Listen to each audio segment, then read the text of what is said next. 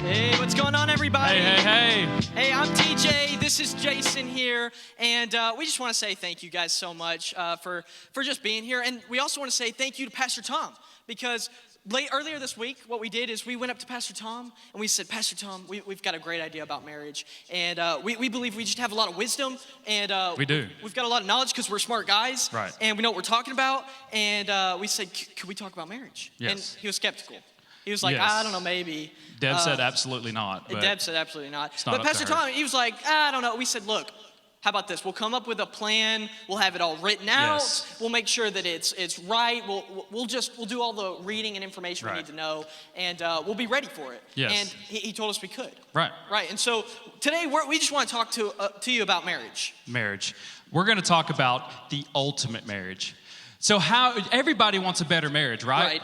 But how do we get there?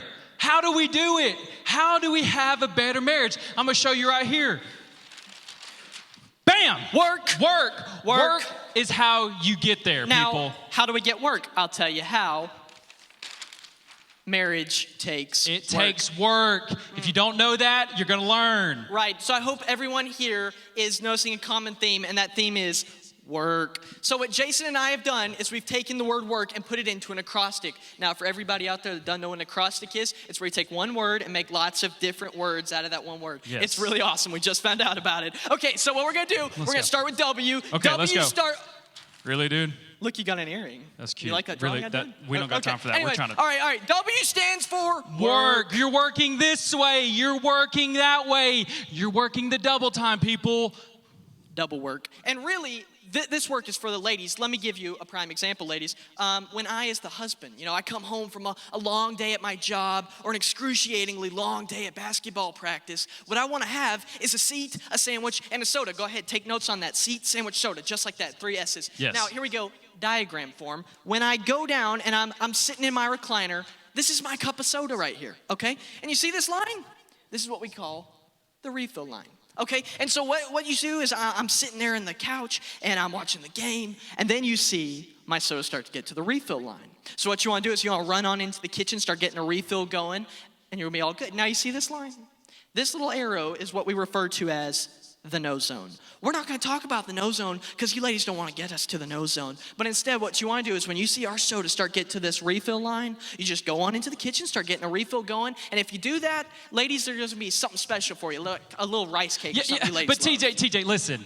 But there's a lot of work guys have to do around the house. Like for an extension, the yard. Thank the you. yard. Thank you. Like it takes a lot of work to pick up the phone and call somebody Thank to you. the yard. Right, or talking to the neighborhood Yeah, kids. they're brats. They're are. hustlers. These are some business savvy children that we have. I can't stand them. You know what? Work isn't all that we have. Yeah. We also have O. Let's move on Yeah, to let's O. move on. Let's go. O is Olay. Oh, this is a good one. Yes. Olay is this method that we've come up with that Jason, in fact, has directly infused into his Yes. marriage. And Jason, will you explain the Olay method? I will right here. I have taken the word ole, which is a Latin word that means bravo, or it means job well done. And I have directly infused it into my marriage every single day. For an example, when my wife is in the kitchen and she's doing those dirty dishes and just getting down, I walk in, I'm saying, wife, ole, my love, ole. You know, Olay, my love, thank you for picking up the kids again. Yes. Olay, my love, thank you for refilling my soda. Olay. Guys, I give you a 100% guaranteed satisfactory. If you try the Olay method tonight, you'll see instant dividends. Instant, promise you. All right, let's move on to R. R stands for really try. You have to really try. You've got to really try to make this thing work because you can't go into your marriage the same way I went into my basketball career, where at age 13, you can't even shoot a layup. You got to really try to make this thing work. You got to put in the work, fellas. Number got K, to. shall we? Number Yes, K? let's move All right, on. K stands for Quality time. This is big. people. This Quality is huge. time. Quality time. Now, Jason, he's a genius. This mastermind of a man right here, my coworker, has Thank come you. up with a graph, okay? And now he's going to explain this to you. Yes. This is a man's 24-day. Okay, will you explain this graph? So this is a man's 24-hour day. And I'm going to break it down for you, fellas. Here in the pink, we have sleep, very important. Right here, we have work, which sucks, you got to do it. Yeah. Here is football time. Today's Super Bowl Sunday, so this is very important today, fellas. Can go ahead. So Super Bowl Sunday. Then when halftime hits, nobody likes a halftime show, fellas. You got to take a little nap. So you got nap here, and then you got Xbox time. Well, let me pause you right there. Xbox, PS5, Nintendo Switch. It doesn't matter the console. It doesn't matter. You got to guard that time. You Yes. got to make sure that's in there. Now, Jason, can I ask you a question? Yes. What is this small little orange sliver? This little sliver right here, fellas, is the quality time, if you know what I'm talking about. This is the 5-minute window you have to do every single day to get the quality work. It's not about quantity, it's about quality. Thank you. You're See, welcome. if you will take 5 minutes, guys, we're not asking much. That's it. It's 5 minutes. 5. That's it. That's not about 1, 2, 3, 4, 5. That's it. 5 minutes. If you will take 5 minutes every day and you will put this into your marriage, what's going to happen is you're going to create this sense of mystery where your wife goes, "Who is this person? Who is this man? Yeah. I don't know." Women love mystery. Yes. They love mystery novels. They love mystery movies. They love mystery men. Women want a mystery man. Yes, you got to take this information and reveal it in yourself over a long period of time. And if you do that every day, every week, every month, every year, every decade, by the time you get to your 40th wedding anniversary, guys, imagine it with me. Your wife's across the table. She looks nice. You look nice. You guys are eating nice, fancy food. And she looks across from you and she says, "You like Italian food? Your middle name is what?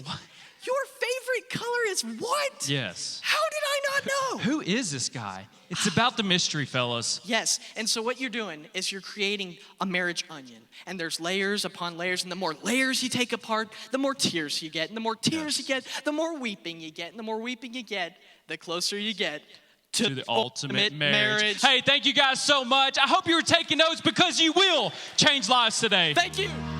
Well, good morning, Five Stones Church. Who's excited to be in the house today? So glad that you are, and I want to look right in the camera and welcome joining us on the other side of computer screens all over the place. You are welcomed here. If you can't be here in the building, we are so glad that you can be part of our family via live streams. One more time, Five Stones, will you put your hands together and welcome your church family? So glad that you're here. Week 2, we're calling It's Complicated.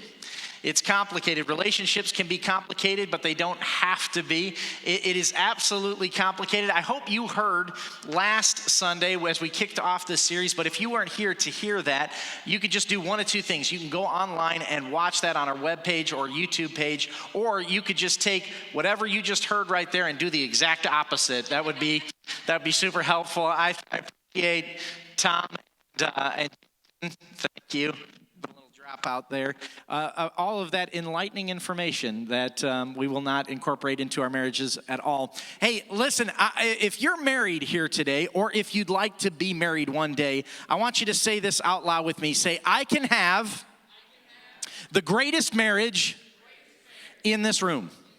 You can have the greatest marriage in this room. I believe you absolutely can. Now, in the weeks to come, we're going to talk a little bit more about dating, about being single, and about fighting fair. We're going to talk about all of these things, but we're jumping in with this concept of marriage today a little bit further. And I absolutely believe that you can have the greatest marriage in this room. I think that's what God wants for you.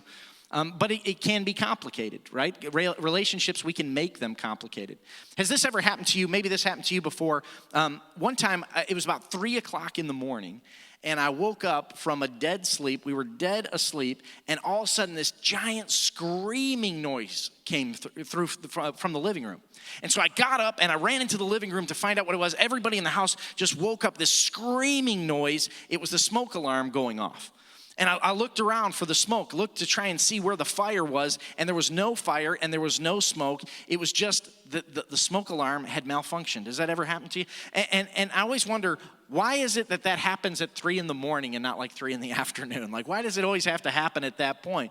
But it was going off, and it was for no reason. And I think sometimes when alarms do that to us, we have a tendency to tune out alarms because of that fact. And maybe you have been at the mall and you're going in and you hear that car alarm going off. Let me ask you this. Is your first thought that somebody's car is being broken into? Or do you think, like I do, that, well, somebody's lost their car and so they're hitting their button to try and find it and their alarm has gone off, right?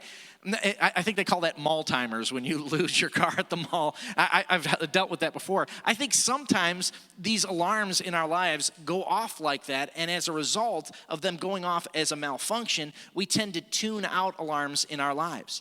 It's like on the dashboard of your car. You might look on the dashboard and you've got all of those little lights that pop up, right? What do they call those? Dummy lights, right? Because it's time to fix that dummy. You know what I mean? Like, that's what it is for me.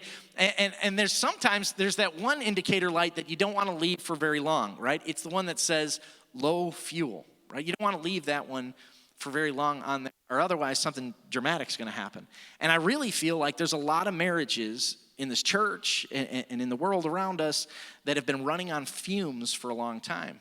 And they've been ignoring that. And if you're not careful, if you don't do something about that, you're going to experience the dramatic impact of leaving that off. And so those dashboard indicator lights, maybe in your marriage, have been going on for a while. And maybe a couple others have been popping up. Or maybe your dashboard is clear and you have been seeing that as a blank, but you know that it's regular maintenance over time that will keep you out of the shop and keep you on the road where you want to be. And so that's what we're going to talk a little bit today about some of those alarms that may have been going off in your life and in your marriage. And I believe God's design for everyone's marriage is that it's incredible. And the reason why I think that you really can have the ultimate marriage is because God was the one that designed marriage. He didn't just design it, he created it, and he was there at the very first one ever that existed. The very first marriage that ever existed, God was right there. And it was a really interesting first marriage for our first parents because they both were getting married to somebody they've never met in their entire lives, right? And they were also showing up naked, right? I mean, it was an interesting country wedding, right? There was no photographer around. There was no big cake, no beautiful dress for her, no suit for him, unless you count his birthday suit, right? And they showed up at this wedding. They've never met each other before, and God was there acting not only as the father of the bride, walking his bride down the aisle, but he was also the pastor overseeing the ceremony. And Adam and Eve saw each other for the first time, and Adam's words are recorded in the book of Genesis. Now, he really needed to get this one right? Because Eve was literally the only woman on the planet. If he messes this up, like life on this planet comes to a screeching halt pretty quickly. And his words are recorded in the book of Genesis, and it's almost as if he sings these words. Like he looks at his blushing bride, and as he says these words, you can almost hear him gasp. And I just want to say, this is how God designed it. This is how God wanted our marriage. Like, if you ever want to know how God thinks about a certain thing, there's a way of studying Scripture that's called the law of first mention. And you can just go back in Scripture and you can look to see what God has to say about a given thing. Now, don't look to see what man has to say, because man's going to insert his opinions about marriage or relationships or all those kind of things, and we have a tendency to jack these things up. But if you want to find out how God feels about a particular thing, then you just go back in Scripture and you find the place where God mentions it. And that's what he does in Genesis chapter 1. In chapter 2, he is talking about the marriage relationship. And I want you to see that when God sets this up, it's absolutely beautiful. It's absolutely perfect. Adam was the only man on the planet. Eve was the only woman. And so here's the question. With no other human beings on the planet Earth, who was Adam's standard of comparison? Who was Eve's standard of beauty or comparison there? There was nobody else there. They only had one another to compare each other to. And this is way more healthy than our current society of comparison. So before God brings Eve to Adam, he actually parades all of these animals in front of him. And I think this has got some humor right there. Like if you're Adam and you're sitting there and God brings to you the manatee, right? Or the hairless cat. If you're Adam, is it like, this isn't the one, right? I mean, I'm just checking, just wanting to make sure. Because he doesn't know, right? But Adam has never seen another human being before, and God brings Eve to her, and they've never seen one another. And they've never seen another human. And to each one, they were both the most beautiful, most incredible, most wonderful people on the planet. And Adam records these words in Genesis 2 when he says this. The man said, "This is now bone of my and flesh of my flesh. She shall be called woman, for she was taken out of man." See, this is so much more healthy. And unfortunately, today has become so much more complicated. See so many different people, right? We have so many different people to look at. With our society and our culture gets so much more visual and so much more technical than ever before. And from marketing to advertising to a parade of selfies that are all over, not to mention the fact that there's a flood of celebrity pictures and selfies, and not to mention pornographic images that you might be looking at. And as a result, there becomes this culture of comparison. We end up comparing our spouse to all kinds of people. Think about all the different people that you can compare them to. And it becomes this basically a standard of comparison that's impossible to live up to. It's like the greatest hits of humanity. Because there's so many different people out there. There's people that have a generosity, and people that are willing to serve, and people that look a certain way and behave a certain way. And it becomes impossible for your spouse to ever live up to that comparison in life. But 1 Timothy 6:6 says this: godliness with contentment is great gain. Godliness with contentment in our romantic relationships has this ability to give us true intimacy, true safety, and has the ability to have a really a connection on a soul level. But without having to have this ridiculous ability to perform to an unhealthy cultural standard that's all around us. So before we can address any of the alarms that are going off in our marriage, we need to recognize that there is this comparison thing that's going around all around us. That comparison thing is not healthy. Think about all the people that you see on a given day. People you see in the movies and TV and coworkers, and you walk into the store. People that you pass by on a given day. And if you think about that person even briefly, in a sexual way, think about how impossible it is for your spouse to live up to that comparison. It really is impossible. There's no way they could be all of those different people and ages and appearances. They could never be all of that. It's impossible. And for men, because I believe God made men to be more visual than women, it's a decision that we have to make inside of ourselves that we're not going to hold our wives to this impossible woman. This model, this movie, this woman that is imaginary, that frankly wants sex more than you do, which, by the way, some of the topics today might be a little PG-13. I guarantee you it's not going to be anything that your kids have not seen on television or heard about in school. But if you want to check them into Five Stones Kids, we have age-appropriate teaching, by the way, that's happening there. But I do believe this, that the church has been silent about these things for far too long. The world is talking all about it, but it's time for the church to address some of these things. We shouldn't be silent about this. And men, can I just be honest with you? Sometimes we hold our wives to an impossible visual standard. Now, for women, it tends to be different because women tend to be tempted emotionally more so than men are. And so for women, it might be this concept that this imaginary guy out there that really his real desire is to sit and talk with you about your emotions for hours and hours on end. It's impossible. These people are imaginary. They're not really real. Or maybe it's somebody else's husband. Like you're looking at that person and you've seen the way that they communicate with their problems. And when they have an issue, they don't fly off the handle. Or maybe their job would offer you a great deal more security. And so you're looking at that person. And can I just say that other person, that other woman's husband is not the standard of comparison to your husband. It just cannot be. So we have to make a decision in our lives whether or not we're going to hold our spouses to a standard that's unhealthy and not biblical, or if we're going to make the standard of comparison our spouse. What we're doing a lot of times is called coveting, and it's a sin. We want that other person. And there's a passion inside of us that builds up, and we say, I want to have that thing, and it's not healthy. And God actually had an answer for coveting. It's covenant. We talked a little bit about it last week. And Job has this amazing passage in Job 31, verse 1, that he said this: I made a covenant with my eyes not to look lustfully. In other words, he said, I'm making a sacred promise with my own eyes that I'm not going to look on anyone else. I'm going to only look to my spouse as the standard of comparison, because there is an ongoing battle all around us. And in order to keep my spouse as the standard of beauty in my life and the biggest object of my affection and devotion, I've got to make a decision that I'm going to hold a covenant with my own eyes. I'm not going to look at anyone else. And so the question is, are you holding your wife or your husband to a standard that is not healthy or not biblical? Sometimes I see couples that have been paired together. And have you ever noticed this? Like God brings two people together that are totally and completely different.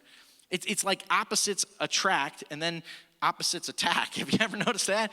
Like in marriages, in some marriages, you'll have one that is like a tightwad and the other one just wants to spend all the time, right? Or you'll have one that is really like reserved and cautious and the other one just throws it all out the window. One that really follows the rules and one that are like, what are rules? One that likes to cuddle a lot and the other one that's like a porcupine. One that likes to talk all the time and the other one just barely grunts. One that loves sex and the other one that's crazy. I'm trying to help you, men. I'm trying. You ought to be amen in me more. But like in this life, like it's just interesting to me that God oftentimes will pair two people together that just complement each other, but they're absolutely different. And the reason why God does this many times is that you were designed to be able to meet the needs of your spouse. Relationships can be complicated and it can be challenging, but if I could pick one thing that I have noticed over years of counseling people, years of watching marriages, one thing that can destroy a marriage faster than anything, it's this word, selfishness. Selfishness has the power to destroy relationships, especially marriage. And if I were to think of one thing that could break down marriages today, I believe it would be selfishness. Why? Because I think a lot of times we walk into marriage and we walk in with this concept of how can I get happy? How can this person bring me joy? How can I be fulfilled by this person? How can this person meet my needs? Now, and I will say this, there is not a thing wrong with wanting to get your needs met and wanting to be fulfilled, but I do believe this, that marriage is less about finding the right person and more about becoming the right person. Finding the ways that I can bring surprise and delight into people's life, into this spouse's life. See, I've talked to people before. I was just doing premarital counseling not that long ago for a couple, and I said, why is it that you want to get married? And she looked at me, the young bride, and she said, well, he makes me so happy. And I thought, there's one of those lights that just showed up on a dashboard, right? I said, wait a minute. That's not biblical at all. A lot of times we walk into marriage thinking, I want to be married because marriage will make me happy. That's not what the Bible says at all. Marriage was designed not to make you happy, make you holy. Now, one of the cool byproducts of being holy is happiness, but God never designed marriage to make you happy. See, I think what we need to be doing is looking back at our spouse and thinking, how can I bring this other one, how can I bring this other person happiness, surprise, and delight in their lives, rather than looking for ways to bring happiness into my own life. It's interesting to me, like when we talk about this culture that we live in, the culture we're around says, if you're not happy, then something's wrong. If they're not bringing you joy, then something's incorrect. And it promotes this concept. You know, that actually was the thing that got us in the problem in the very first place. In just a moment ago, we started talking about Genesis chapter 2, where God designed marriage. And he puts this together in this just a beautiful backdrop of a garden paradise. And God was the one that designed marriage to be beautiful and amazing. But when we stop looking on how that we can fulfill God first and then our spouse second, we started running into problems. And this is actually, I think, the heart of where a lot of couples have a lot of issues. When Adam and Eve were first put together, God put them in a garden. And a lot of times I think we get this messed up. We think that Eve was deceived and Eve was the problem with this, right? Because Eve was the one that took the fruit and ate it. But the problem is, do you know where Adam was right there in that moment? Right next to her. We get it in our heads that Adam was far off in the field doing something like naming zebras or something, but he wasn't. The Bible says that Eve was deceived by the serpent. She took the fruit, ate it, and gave it to her husband who was with her. Adam's whole job was to defend the garden, to be there. And God gave him this amazing helpmate to do this together. And what ended up happening is we took it in our own hands and said, God, you don't know what's best for us, we do. And Adam had one job. Like, it would have been a completely different story if Adam had just stomped on that snake and brought it to God and said, hey, I don't know, this thing was talking. It was weird. It was telling some smack about you. So I stepped on it. What should I do with this, right? It would be a completely different story. But instead, Adam was right there, and both of them were deceived. And what's interesting is, falling out of that story, God says some things to both of them. He talks to Eve and he says some stuff that I think has been poorly misunderstood over the years, and it's something that can really explain how these tensions happen in our marriage. This is what God said to Eve in Genesis 3:16. He said, "Your desire will be for your husband, and he will rule over you." Now, I've heard that misinterpreted by husbands a lot of times. And what they say is, well, see, what God is saying is that wives should be subservient to husbands. Like, wives are going to desire, but what they should really do is be subservient. Now, I could go into detail on how God took a rib out of Adam, not a bone out of his head or his foot. Now, if he had taken it out of the head, maybe Eve would be above Adam. Or if he'd taken it out of the foot, maybe she'd be beneath. But he said, I take a rib right out of the side so they'd be together. Now, I can go into that, but you know that we have different roles. But what God designed, when he designed it way back then, was that the two would be equal. They would have different roles in the marriage, but each one would have different. So what does he mean by desire? Well, it's interesting to me that same word desire is the word that is used one chapter later when they're talking to Cain, their son. And God looks at Cain and he says, Cain, sin has got a desire for you. It wants to master you, but you have got to master sin. In other words, he's saying that sin is crouching at your door and it wants to rule over you. That word desire means impel or urge or seek. And so if you think about that in context of what God's saying, he's saying that the marriage is going to look different now. Women, your desire is going to be to rule over your husband, but husbands are going to rule, and that word is not used in a positive way. He says you're going to want to rule over your husband, and the husband's going to rule over you. This is a new relationship that God did not design, but we extrapolate. This is how we pulled it out. And so to simplify this phrase, or to kind of paraphrase what this curse is over us, this is exactly where all kinds of struggles come from in our marriage. This is where chauvinism comes from. This is where feminism comes from. This is where selfishness comes from.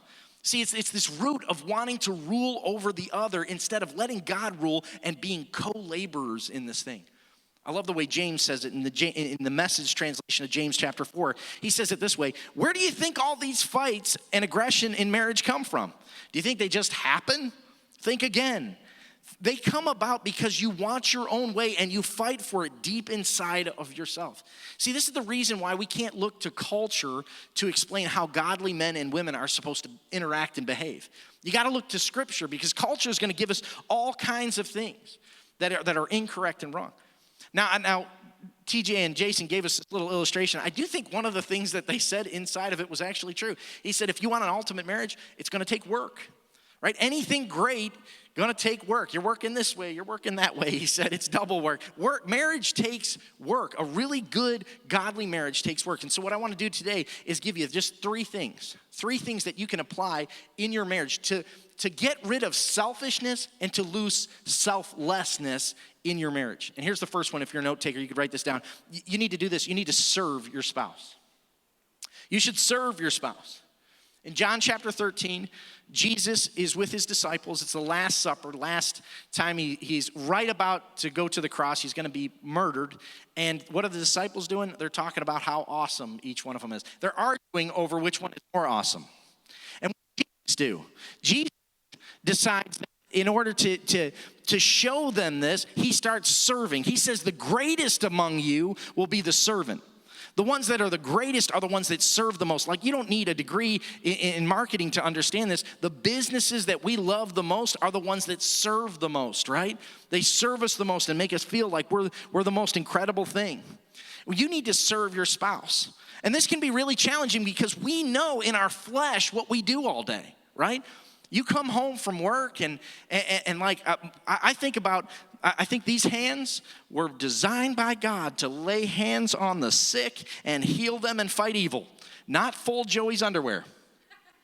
But when Deborah comes up to me, right, and says, hey, I need some help with the laundry, you know what I do? I serve my spouse. I fold laundry, I do dishes, I vacuum, I don't cook for health and safety reasons. But I serve my spouse. Why? Because I've decided in my life I'm going to humble myself and I'm going to serve her. When she calls me up and she says, hey, I've got a carload of groceries, come pick them up. You know what I do? My flesh rises up and I get up and then I go downstairs and I get up an armload of groceries and I bring them inside. Why? Because I've decided I'm going to serve my spouse, and I can tote things and carry things very well. I'm very good at that. right? And I've decided that I'm going to do something. And when Deborah needs something done, I'm going to do it, and I'm going to do it with a good attitude. And it doesn't just make her happy, it keeps me humble. It shows me that I'm not better than her. We're equals. We can both do this thing. I'm married to somebody that's going to serve me the rest of my life, and I'm going to serve her the rest of mine. And so if you want an awesome marriage, if you want an incredible marriage, then you have got to serve your spouse. Here's the second thing you need to do. You need to study your spouse. I'm going to share something that I feel like is one of the most powerful things that I've ever seen in a marriage. And I shared this a lot with a lot of different married couples because I've seen it unlock something inside of them. And I hope that it helps you as well. If you really want to have an incredible marriage, you'll study your spouse. What do I mean? Well, if you love something, you know all about it. Right? You know everything about it. You know what makes it tick. You know what makes it strong and what hurts it. And I don't know about you, but when I was a kid, I didn't study a whole lot in school. Why? Because it didn't interest me. Like I just wasn't interested in it. Now, in fact, it wasn't until college that I actually started studying at all and caring about grades. But when I was in high school, I didn't study anything. Now, even though I wasn't studying for grades, I was studying some things, right? I was studying girls. I was studying how to make people laugh. I was studying how to have a good time. Why? Because those things were important to me. See, when you study what's important to you. And can I just say this? That you'll never study well until you learn the importance of passion. Until you find out what you're passionate about. I want you to see this verse in the book of Romans. And this is what Paul says that we are to interact with each other. In Romans 12, he says, love each other with a genuine affection and take delight in honoring each other.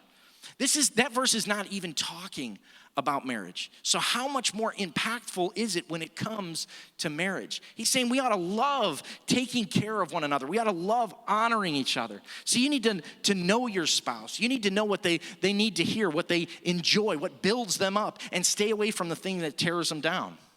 Like in my family, I come from a large family. I'm the fourth kid of 8. There's a lot of us, right?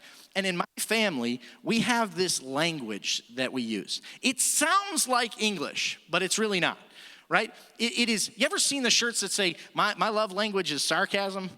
That's what it is. Like in my family, and if I love you, you'll know I'll rib you with a lot of sarcastic things. Like if you don't understand what this looks like if there was something to do and I said we should do it this way and you said do it that way and we did it your way and your way didn't work, then what I'll do is I'll say, well, if we had done it my way, right? And me and my brothers and sisters, we have grown up in that. Like it's just, we dabble in sarcasm constantly. And I know this, and so we will talk to each other. Now, I don't mean anything mean by it or whatever. It's just kind of something that we do. But I have learned that Deborah hates that.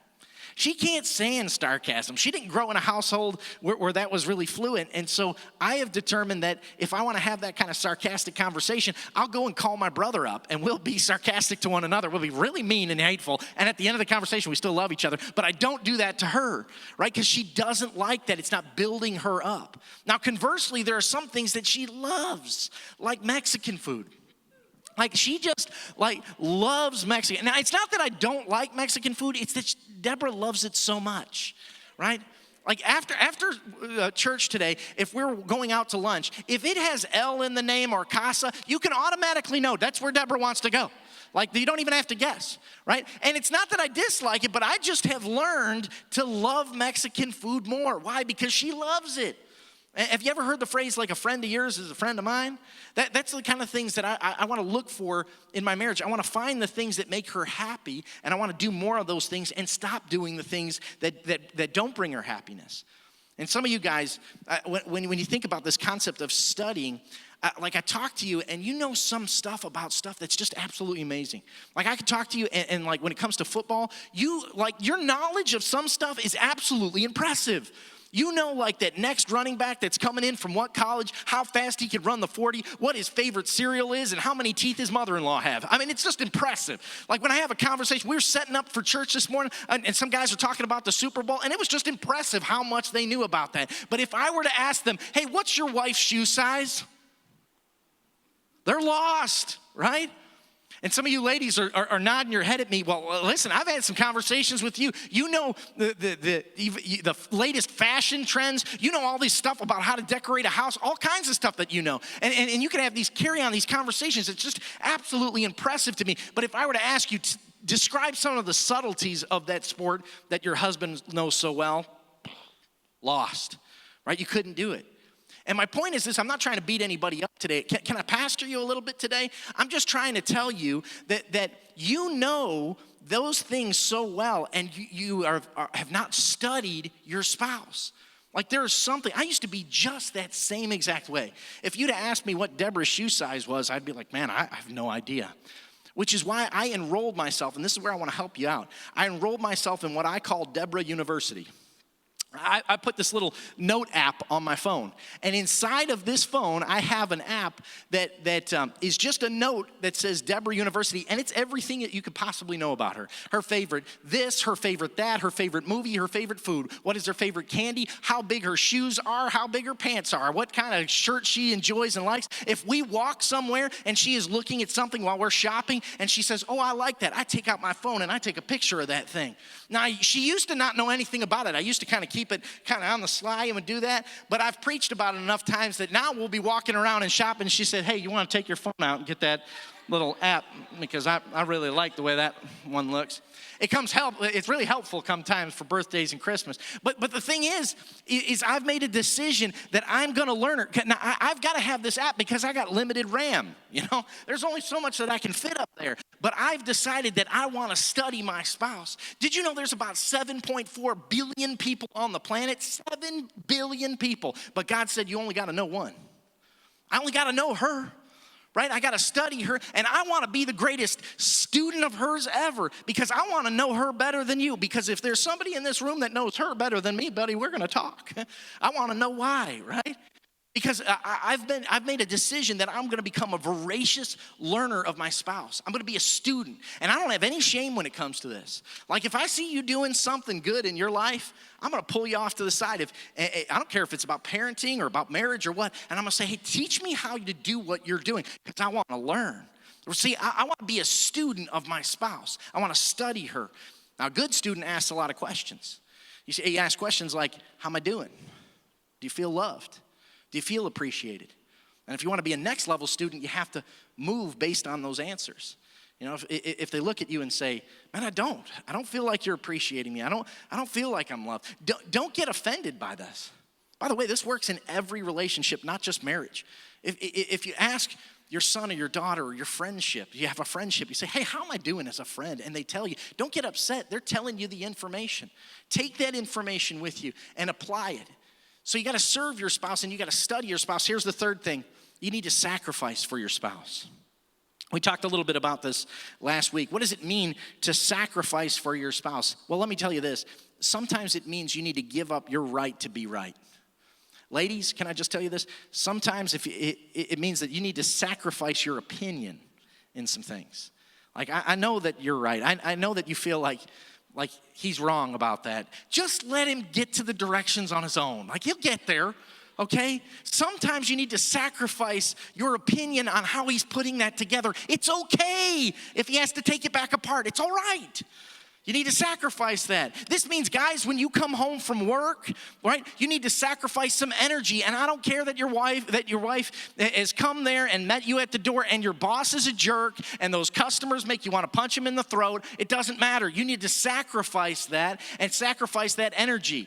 I've seen husbands come into a room where they haven't seen their wife all day and they go, hey, and then they move on. And it's just that quick. But let the dog come up. And it's, hey, buddy, come on, pal. They play with them. And the wife is standing there thinking, I think I'm going to lay down on the floor and pretend to wag a tail because maybe then I could get some attention out of him. And the husband's over there thinking, well, at least the dog's happy to see me, you know? Sometimes it means that you need to sacrifice your energy. I think when you come home, when you see each other, if you've been working all day and you haven't seen one another, you need to come home and give each other a 7-second hug and a kiss. 7 seconds. Some of you are looking at me like 7 seconds. It's seconds, not minutes, people, okay? And I know some of you guys are engineering. Like this is not one of those things like you hug and you go like 1, 2, 3, 4. No, it's not like that.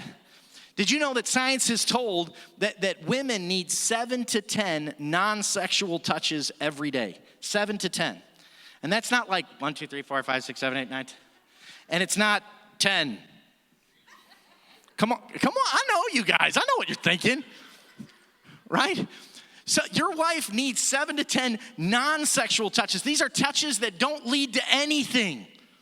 And it gets really quiet in the room. Like you husbands are like, oh no, she knows. Yes, she knows. It's not a secret, okay? Like she knows what you're trying to do. Sometimes you just need to reach over. Can I just be real with you? I'm trying to pastor you today. Sometimes, guys, you need to reach over and just hug her. Hold her hand, put your hand on her, and it's not a move, right? You're not trying to lead to anything. She needs this, right? Now for ladies, guys want physical touch too. But when we talk about touch, we mean intimacy. That's exactly what we mean, right? They did a scientific study on when guys want to have sex the most. This is interesting to me. The study has shown that guys want to have sex the most on days of the week that start with T, like Tuesday and Thursday, and today and tomorrow, and Tatterday and Tunday.